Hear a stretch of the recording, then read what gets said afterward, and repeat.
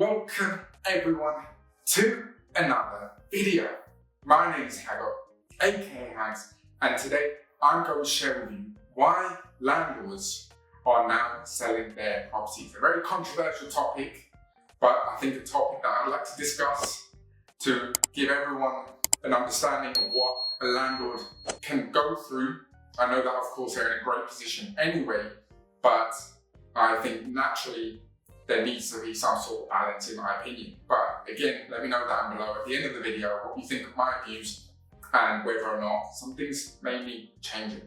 So of course, starting straight off, naturally we've got the interest rates being a lot higher than they used to be. The landlord has to pay more back on their property. So again, their profits will be slightly slimmer, which again is perfectly fine because people need to rent homes and people need it to be affordable. Totally understand that. The next thing is void periods.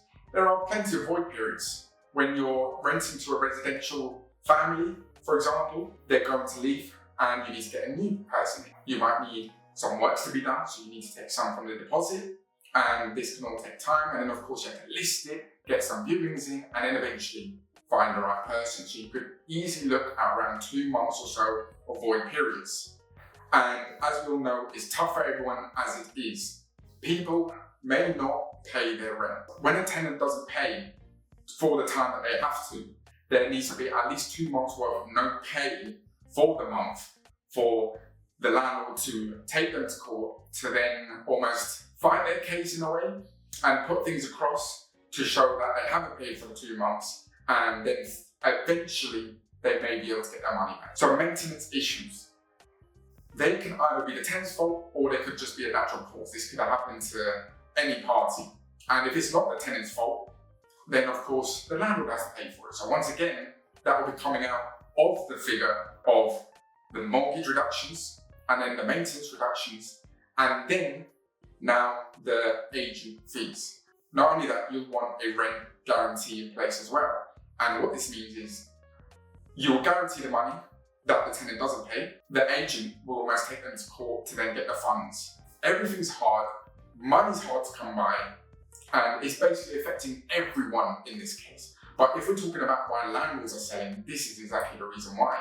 The maintenance issues, the void periods, the non-paid rent, and then also if a tenant doesn't actually leave when the tenancy's over, which you might have expected them to do so, because they haven't found a new place. Again, nothing wrong with the tenants. This is just how life is. You could either have a case where the tenant doesn't pay and they're staying there, so there has to be a period of around 3 months, if I'm not mistaken, until you then can take things further to then get them removed almost from the property. So you're giving them enough time as well to find a property, but of course you've got to feel for both parties as well. I don't want to just side on landlords because I'm a property investor. If landlord needs bills to be paid, then I think they should have some sort of benefit of receiving the funds. But also if a tenant can't pay, I think there needs to be some action with possibly the government to support. And last but not least, when there are problems in the property and the tenant might have just left it in somewhat of a bad state, you of course need to get those works done. And you have to put that across to the tenant to say, this is how much the cost will be for things, this is how much work that needs going into it, and these are the things that need doing.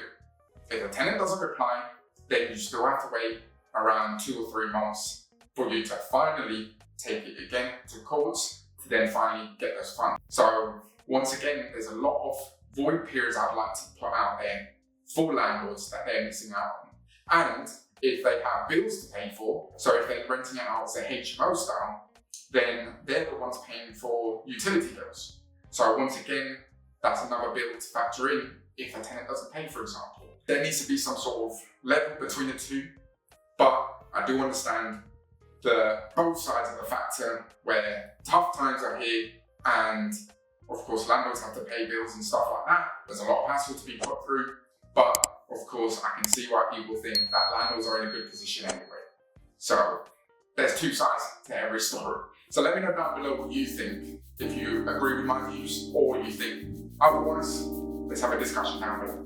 But I've been Hago, aka Hags. Don't forget the name, and I'll catch you in the next video.